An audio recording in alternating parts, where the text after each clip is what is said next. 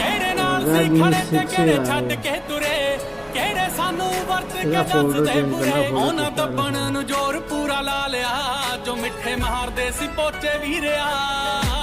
ਰਾਹਾਂ ਦੀਆਂ ਠੋਕਰਾਂ ਦਾ ਕਰਾਂਗੇ ਜ਼ਿਕਰ, ਜਦੋਂ ਮੰਜ਼ਿਲਾਂ ਤੇ ਪਹੁੰਚੇ ਵੀਰਿਆ। ਇਤਨਾ ਫੋਟੋ ਉਤਾਰੀਦਾ ਜੀ। ਰਾਹਾਂ ਦੀਆਂ ਠੋਕਰਾਂ ਦਾ ਕਰਾਂਗੇ ਜ਼ਿਕਰ, ਜਦੋਂ ਮੰਜ਼ਿਲਾਂ ਤੇ ਪਹੁੰਚੇ ਵੀਰਿਆ।